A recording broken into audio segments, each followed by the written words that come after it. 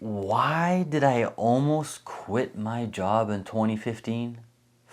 Why do I have no desire to go back to teaching English in institutes and universities or even high schools? Why was this the worst experience I ever had teaching English? Find out the answers to all of these questions in today's simple English video.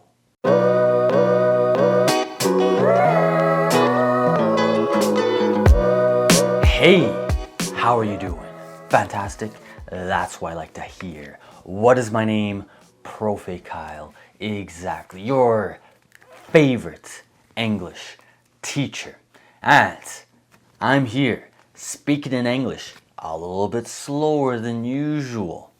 Well, actually on my YouTube channel I almost never speak English at full speed because as an English teacher it's very important that I modulate the speed of my speech. Don't be offended by that. It's something that you need. You need to learn English step by step. And that's why these simple English videos exist, because you need to learn English step by step. You can't just go from beginner to fluent just like that. There are many intermediary steps between beginner and fluent. And this video here, this simple English video, is for more intermediate English learners, maybe even pre-intermediate English learners. And to help yourself out while you're watching this video, turn on the subtitles in English right here. There's nothing wrong with using subtitles to learn English. Ignore any dumb teachers that say that there's something wrong with using subtitles in English while you are learning the language. You should be using subtitles. And most of the people on this channel are from Latin America and they are Spanish speakers. That's almost exclusively who I teach. So there's going to be lots of references to Latin American culture in this video. If you're not from Latin America, so you're from Japan, India, Iran, you're welcome to be here.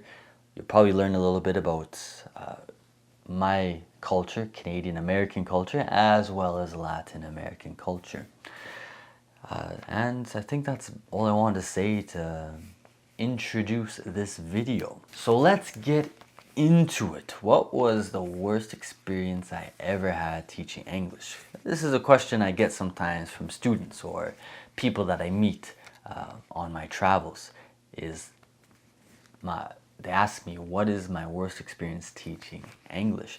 And there's one experience that really stands out as the worst experience I ever had teaching English. This experience was horrible and it really scarred me on the inside. It really left a bad taste in my mouth, and it definitely made me think about not even teaching English anymore because it was just so ridiculous to me.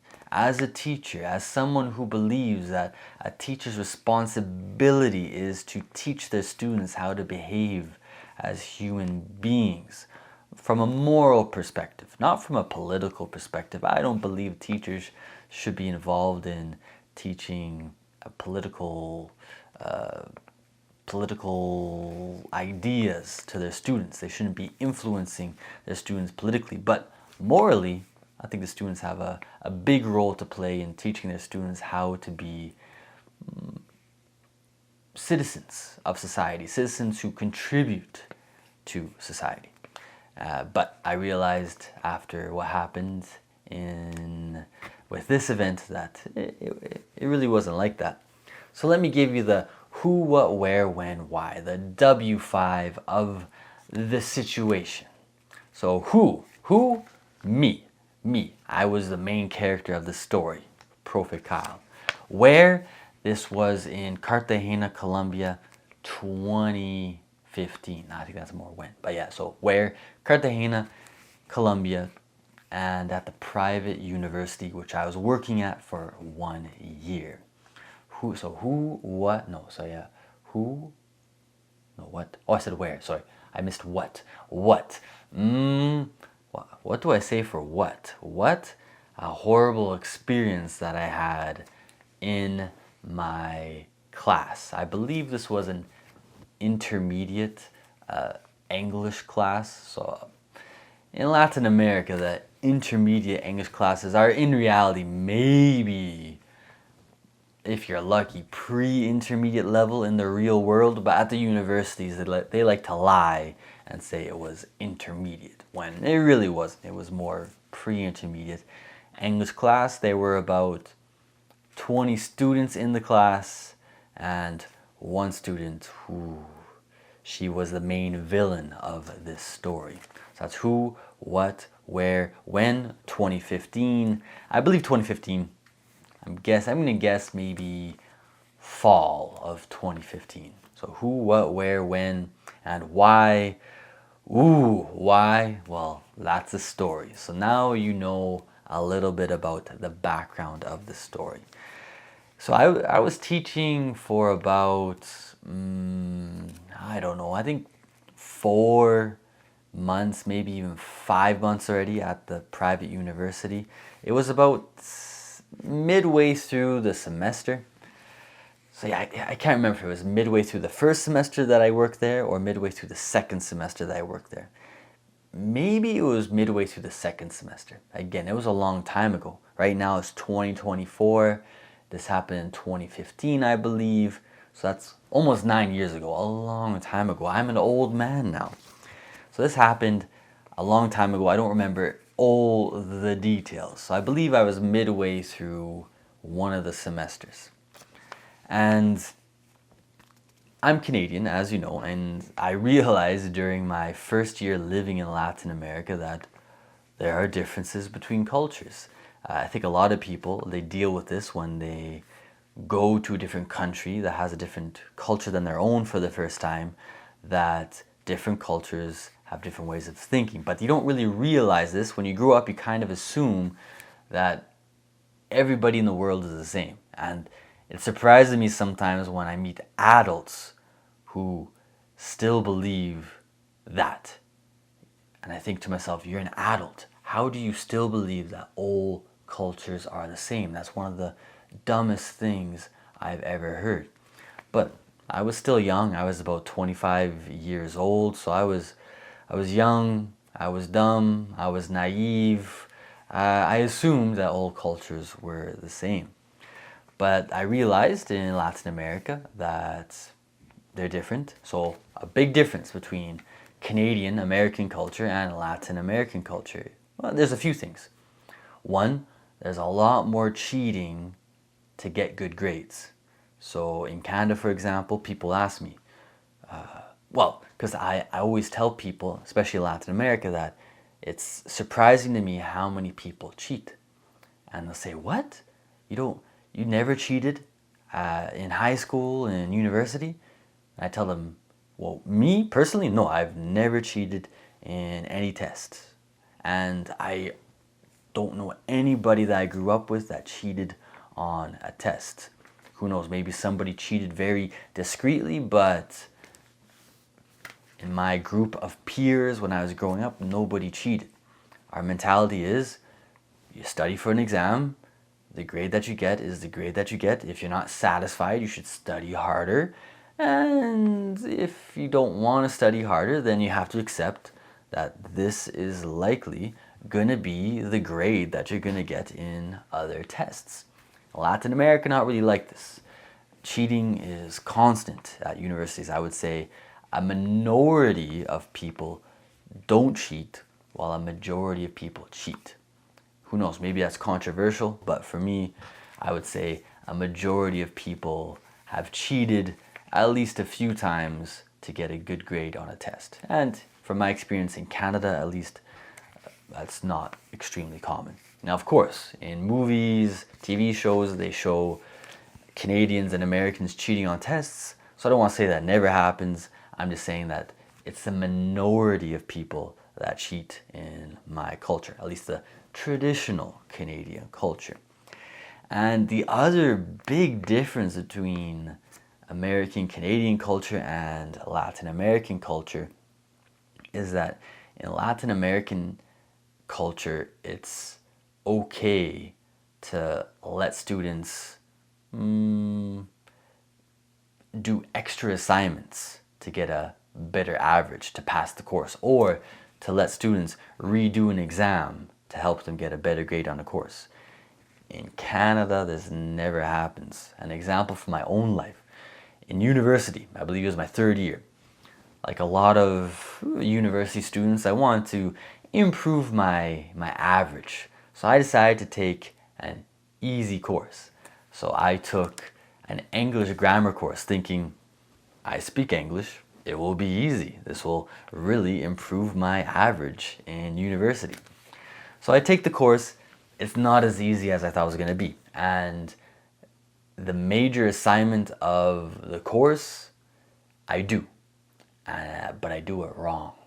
I do it wrong, but I don't realize I do it wrong until I get my grade back, and my grade is horrible. I think I might have failed the assignment. So of course, I'm upset, I'm worried. This is one of the worst grades I've ever gotten in university. So I go to the office hours of my professor, and I tell her the situation. I tell her, Professor, I didn't know you wanted this for the assignment. I can definitely give you what you want for the assignment, but I just give me a week and I'll redo the assignment and I'll resubmit it to you. My apologies, I didn't understand what you wanted. I didn't think that's what you wanted. Just give me a chance to redo the assignment. What was her response? Tough luck, kid. That's your grade. I'm not going to give you a second chance. I was heartbroken. I had to suck it up and accept that grade. And that's how it works in Canadian and American universities. And I know many Latin Americans that study at high schools or universities in Canada, United States for a little bit. And they're always surprised by this, that there are no second chances. And that's just the culture, is you have to be prepared for the assignment, for the test, and if you're not and you get a bad grade, then you have to accept that you got a bad grade. And yeah, if you fail a course, you fail a course. You got to do the course again. There's not going to be any second assignments or redo tests that you can do in order to raise your grade. Now, in Latin America, this is not the case. And I realized this in my first semester. After every midterm and after every final exam, there would be students lining up to see me in my office during office hours to ask me for some sort of extra assignment or to give them a redo exam to raise their grade to help them pass the course. And as a Canadian, I was just shocked. I felt that these students had no shame, that they had to accept that they didn't study hard enough, that they didn't work hard enough, they didn't come to class, they weren't attentive in class, and this was their grade, and they would have to retake the course next semester, because that's what we do in my culture. You have to accept that you failed a course. So I was kind of famous at the university for being a very strict professor, which from my Canadian perspective, I really wasn't a strict professor. I was just implementing common Canadian values to my English courses, and my students had to live with that. And even my exams, I remember my students complaining about my exams. And I would think to myself, I took Spanish in university, I took French in university, I took language courses in university. And these exams that I make for my students, they're not difficult compared to the exams that I got in university. My exams were easy. They were literally fill in the blank, multiple choice. At the very end, there were a few writing assignments. But besides that, they were very, very simple exams. So I never understood why my students complained, but I guess I was strict. I guess I had difficult exams. I don't know. So that gives you a bit of an idea of what I was working with at this private university, which from my experience in other parts of Latin America and talking to other Canadians, Americans that also teach English in Latin America or other subjects in Latin America, they agree that this is very common practice, that in Latin America, teachers give second chances to students or redo tests to students to help them pass a course, even though they don't deserve to pass the course and they should probably retake the course. I don't really know how this helps Latin American society improve, because if you have a bunch of university graduates who aren't really knowledgeable, don't really have the skills to do something, then obviously you're not going to have workers, managers to run the economy and make it successful. So for me, it seems common sense, but it seems like in Latin America, they somehow think that this way of teaching and this way of doing things is going to somehow magically create graduates who know what they're doing, which I don't agree with at all. If you have a different opinion, well, let me know down below in the comments. So the worst experience I ever had happened basically because of this Latin American mentality. I had a student in my class, I believe her name was Andrea, so if Andrea somehow finds this video, hey Andrea, thank you for making my life a living hell for about a month at the university. And Andrea, she wasn't a good student. She was often late to class, or she would miss class. When she came to class, she would sit in the back of the class with her friends, and she would gossip with her friends, either on her phone or just openly not pay attention to me, what I was teaching, and just talk to her friends. So just a bad student in general. Now, Andrea is, I guess, what you would call a light-skinned Latina. So for me, she's not really white, but for Latin Americans, she's white for their standards. And if you don't know, in Latin America, usually at a private university, if you're white, it usually means you come from a good family. So if you kind of want to know what kind of a person Andrea is, imagine a spoiled, rich kid who thinks she's a princess and that she doesn't do anything wrong. That was Andrea. Just from my perspective as a teacher, just one of the worst students that you want to have in your class. You don't want to have these students. They make your life a living hell. Anyways, Andrea, as you probably are guessing, didn't have the best grades in my class because she didn't come to class, she didn't pay attention in class, she was a bad student, in my class at least. So, I believe it was I think it was probably 3/4 of the way through the semester, and Andrea comes to my office 30 minutes before class. So, it's office hours, I gotta speak to students, and even though I'm not a huge fan of Andrea, well, I'm her teacher, I'm her professor, so I listen to what she has to say. And she comes to me with a sad face, puppy dog eyes, submissive behavior, telling me that she's having a tough time right now, taking lots of courses. She knows she has a bad average, and she's just wondering if there's anything extra she could do to improve her grade.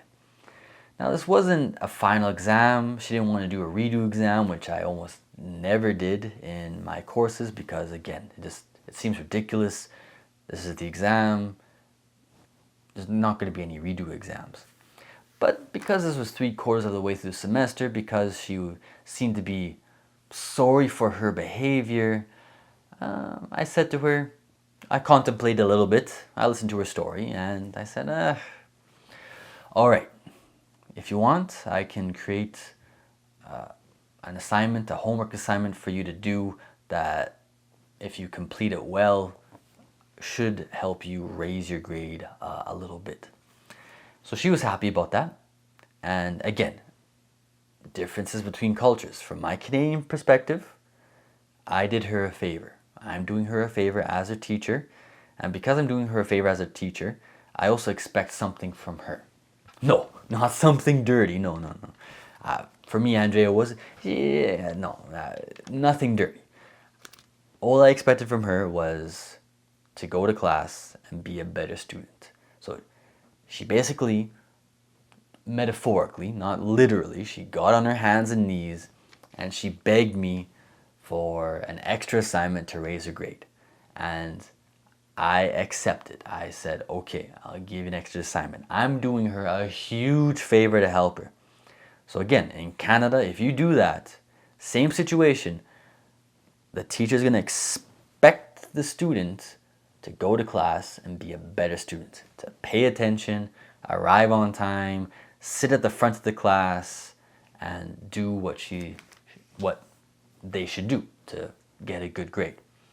That's what I expected of Andrea. And this is where the problem starts.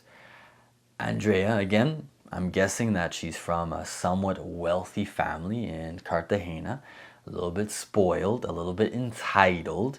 She believes she's a princess. Her mother, her father tell her every single day that she's a princess and that she deserves everything in the world, and if somebody doesn't give it to her, then it's not her problem, it's that person's problem. And Andrea had this attitude, unfortunately. This world is a better place when there are less people like that, but it's just a reality of humanity. There's always going to be people like Andrea. So I go to class. I'm expecting Andrea to arrive on time to class because I saw her 20 minutes before class started and she was begging for an extra assignment to help raise her grade. I expected her to come to class on time. I start class, she's not there. 10 minutes pass, finally she arrives. When she arrives, she doesn't look at me. Her attention is immediately on her friends in the back of the class. So she comes in, immediate attention to her friends in the back of the class. She sits down, takes out her cell phone, starts sending messages, and starts gossiping with her friends, like she usually does. And I am just in shock. I can't believe this. 20 minutes before this, she's sad, puppy dog eyes, wanting an extra assignment to help raise her grade, raise her average. And you expect different behavior, but no. She comes to class with the exact same bad attitude as always. And I couldn't believe it. I completely lost it. There's another reason I completely lost it, because Latin American society is very unequal. And in this class, about 20 students, there were 3 girls, which I knew were from poor families. I think there's a better way to say this, but I can't think of it right now. But they were from poor families, more humble families. They always sat at the front of the class. They were always attentive. They were always paying attention. They were always taking notes. They worked hard, and they never asked me for any favors. But they had a good attitude. Since the beginning of the class to the end of the class, these girls from poor families, they showed up to class on time. They were always ready. If they did arrive late or they didn't come to class, they would give me an explanation for why they came late. And I just couldn't believe that these 3 girls from humble families, they would probably have to work their asses off for the rest of their lives, while this spoiled girl, who was a horrible student, had a horrible attitude, was going to be able to skate through life without any problems. And yeah, I lost it. I pointed at her, I said her name, and I told her, it was more of a conversation between me and her, not really a conversation, it was me talking to her, because she didn't say a word to me during this 1-2 minute rant. But I just told her, and of course the entire class heard, about how she had just asked for a favor from me to raise her grade. And now she comes to class with the same horrible attitude. And then I tell her, you see these 3 girls right here, the reason that they have a better grade than you is because they come to class. They're paying attention in class. They have a good attitude, and you have a horrible attitude. You don't deserve anything. I'm pretty sure I said a whole bunch of crazy things. I don't know if I swore or not. All I knew was that I was angry. I was yelling. I don't know if I was yelling, just talking as loudly as I could. And I was directing all of my anger at her. And also, I wanted to teach her a lesson. I wanted her to know that, hey, I don't care about what your friends think about you, what society thinks about you, what your parents think about you. I don't care if they tell you lies, they tell you that you're an incredible person. I'm telling you right now, you have a horrible attitude, and many people are going to think that you're a horrible person and that you're an entitled person. And if you want to be a contributing member of society, you're going to have to change. That's basically what I wanted her to learn from the experience. But in Latin America, the upper class, upper middle class, they don't really believe that. They believe that they deserve everything without working hard. So Andrea, her face wasn't sad. She was angry. She was upset at me. Now, I probably made a few mistakes that I wish I could have changed differently. I'm going to talk about that in 1 second. But yes, Andrea was upset. She was angry. She didn't say anything. All she did, she probably had a tear or 2 tears going down her face. All she did was grab her things, get up, and storm out of the class. Which again, in Canadian society, American society, if a teacher gives you heck, you're not allowed to just leave well, you can, but at the same time, the perspective is you screwed up. You have to take it. You have to suck it up. You stay in class. Of course, you can be pouting during the entire class. You can be sad, but you're going to sit there and you're going to wallow in your own shit, as we would say in English. Because what I said really wasn't wrong. I didn't really say anything wrong. But again, Latin American society, different perspective. So she storms out. I think nothing of it, just a young woman having a temper tantrum. I'm going to keep on teaching my class. So I keep on teaching my class. Class ends, I go to my office. I believe the next day, I'm in the office again, and the boss wants to see me in his office, which isn't completely normal. I don't really talk to my boss that much. My boss, I didn't say that before, but my boss who hired me personally, he was a Canadian man, about, I'm going to say 45 years old. Cool guy, I liked him. He'd been living in Cartagena for, 10, 15 years. So he was from Quebec in Canada, knew the culture very well. I liked him, he liked me, but of course, we didn't really talk that much. Nothing really in common, but I enjoyed having him as my boss, a very good attitude, very positive attitude. But he almost never called me to his office. So I kind of felt like something was wrong. So I go to his office, I sit down. He's not angry at me, which is like one thing I appreciate about him, because again, he could have yelled at me, he could have been angry, he could have taken the student side completely, but he did a very good job of being neutral. And he sits me down, he tells me, Kyle, we're Canadian.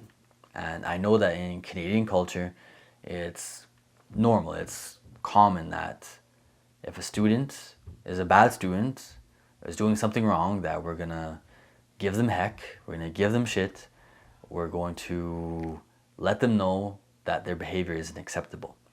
But this is Colombia. Colombia has different rules, it's a different culture. There's a few things that you can't do. Problems you have with students, they have to remain private. Colombians, Latinos in general, they don't like to air out grievances in public. It's a big no-no.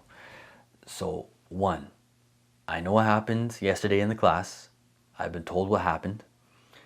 The father, he called the director, the rector of the university, and he said that what I did was wrong, that I should be fired, all these things. And I don't think you should be fired. I don't think you were completely in the wrong. But yes, in Colombia, you cannot air out grievances, private grievances with students or with anybody in public. It has to be private.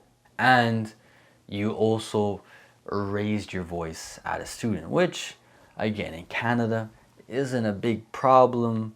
Like, as long as you're not yelling and screaming and throwing things, it's not a problem. But in Colombia, again, you cannot yell or raise your voice at students. And yeah, I agreed with him. I agreed with him on those points. Like, yes, I'm Canadian, so in Canada it's normal, but I understand now that my problem with the student was a private problem. I should have talked to her in private. I agree to that.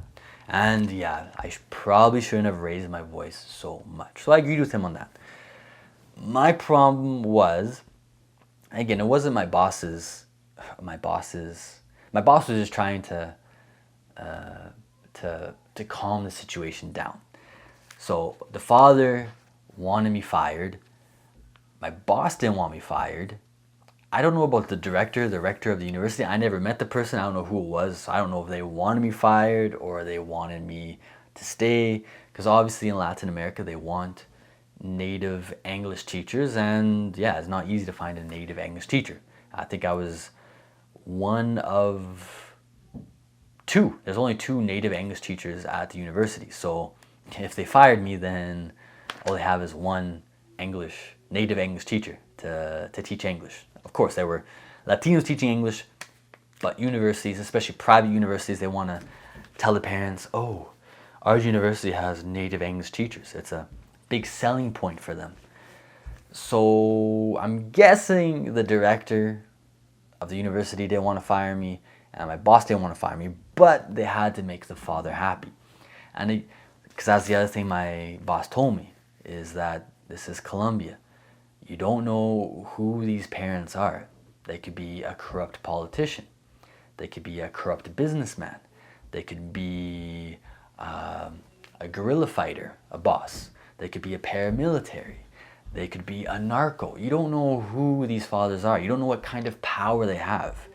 So the situation is bad for you. I'm thinking for your own sake that you have to be careful, because I don't want you to be killed in Colombia because you crossed the imaginary line of societal norms. And so yeah, I completely agree with my boss. And my boss tells me, I didn't want to do this, but this is what he told me, is that if I wanted to fix the situation, I had to write an apology letter to the daughter saying that I was sorry and I was wrong. I didn't want to say I was sorry because everything that I said was the truth. And they wanted me to admit that what I said was untrue, and I couldn't do that. Everything I said was true. The way that I did it was wrong, but the things I said were completely true. So my boss told me I had to write an apology letter, and I said, in my head I was thinking, I really don't like this city. The students I like, my coworkers I like, but my salary isn't that great. The city isn't that great. Do I really want to humiliate myself by writing an apology letter? But again, I'm Canadian. I don't like to create problems for others. And it was obvious that I was creating a problem for my boss. And if I quit my job, I would be creating problems for my coworkers, because somebody would have to teach my classes. And they wouldn't be getting extra pay. They would just have to teach extra classes. So I would be creating problems for my students, my coworkers, and my boss by quitting. So I wanted to quit because I thought it was ridiculous that there were literally people like this in Colombian society. and that there were actually people in Colombian society thinking, I don't know why society is so corrupt. I don't know why things don't change in Colombia. Well, it's because people accept this attitude. They accept that these things happen. These things shouldn't happen if the society is serious about advancing and becoming a peaceful place and a booming economy. This has to change. So I wanted to quit, but for those reasons, my coworkers, my boss, my students, I didn't quit. And I said, okay, I'll write an apology letter. Now, next day, I have my class with the same group of students. Of course, the student that I had given shit to, Andrea, she wasn't there. And of course, my students are curious. They ask me about the situation. Being young, being dumb, just finding the whole situation ridiculous, I start explaining to them why I did it. And I used one word that I shouldn't have used, which I regret using. I tell them that I needed to destroy her ego so that she could become a better person in the future, which is the truth. Again, that's true. But destroy isn't the word I should have used. In Canada, it's not horrible to use destroy. I didn't want to physically destroy her. It was just a metaphor. I wanted to destroy her ego. I wanted her to realize that she was a horrible person, a horrible student, and she needed to change. But in Latin American society, the word destroy is very strong. It's a very violent word, which again, just blows my mind because this country, Colombia, I love Colombia, but Colombia is one of the most violent countries in the world.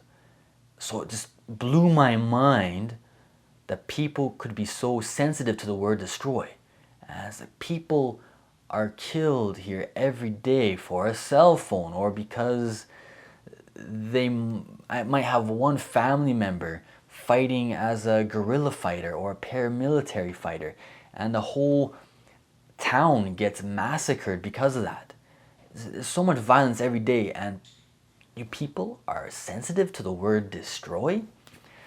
So I say the word destroy. That same day, or the next day, I can't remember, I get called to the office again, and my boss says, Kyle, what are you doing? You cannot use the word destroy. Again, in English, in Canada, it might be okay, but this is Colombia. They are very sensitive to those violent words. You can't use destroy. And I realize, I'm just digging myself a hole that I can't get out of. So then my boss tells me, you're going to have to add this to your apology letter. Anyways, I write my apology letter. But I write it in a way where I don't say sorry. I just say, I should have. I shouldn't have yelled. I shouldn't have made this private matter so public. And I hope that Andrea can feel better in the future. Something like that. So basically doing everything in my power to not apologize, because I don't want to apologize. I said the truth. This girl needed to hear the truth. And if I say that what I said was untrue or I did something wrong, she's never going to learn her lesson. Which again, there's some people who will never learn their lesson. And maybe I shouldn't be so idealistic. Who knows? Maybe I should change. I write the letter. My boss doesn't like it. They really want to see the words, I'm sorry. So I do believe in my second draft, I say the words, I'm sorry for raising my voice in class. I'm sorry for making this private matter public. So I did say I'm sorry. But I didn't say what I said was untrue. Basically, all I said was I'm sorry for the way that I handled things. Which, a little bit, but not completely. This girl needed to be taken down a peg, as we say in English. So the second draft, my boss accepts. I don't really know what happens after that. I'm guessing they give the letter to the director, then the director gives it to the father or the daughter. They accept it, water under the bridge. Of course, very awkward because the university campus is very small and you basically see everybody on campus. And even professors. Professors, we did have our own separate lunchroom, but it was the same cafeteria. So obviously for lunch, you would see all the students as you got your food. So yeah, I had to see Andrea a few times. She never looked at me. I didn't want to look at her. I thought she was a horrible person. I never wanted to see her again. I don't know what happened to her. I'm guessing to keep the father happy, to make her princess happy, they either put her in another class with a teacher who was going to give her a good grade. Often happens in Latin America where teachers will just give out grades so students pass the course even though they don't really deserve to pass the course. Or maybe they just automatically let her pass the course. Or maybe they just gave her one assignment to do, and with that assignment they let her pass the course. I'm not too sure. I didn't care. I thought the girl was horrible, and I really didn't care about her future at all. And that was the worst experience I ever had teaching English. And it's one of the main reasons that I have no desire to teach English at a university or at an institute, to teach students which aren't my students. Because my students, they know that I have these standards and I expect them to fulfill them. And because of that, I have almost zero problems with students in my classes. They come to my class, they know what they need to do, and they do it. And that's that. If they don't do it, that's their problem. It's not my problem. And I love that. So that's why I teach English to my own students. So hopefully you understand that a little bit better. What's your perspective on the situation? Did I do things wrong? Did I do things right? Let me know down below in the comments. And if you have any questions about vocabulary, grammar, pronunciation from this video, or if you have other questions about just my mentality as a Canadian, then yeah, leave them down below in the comments as well. And that's it for now. A bit of a long video, but hopefully you enjoyed it.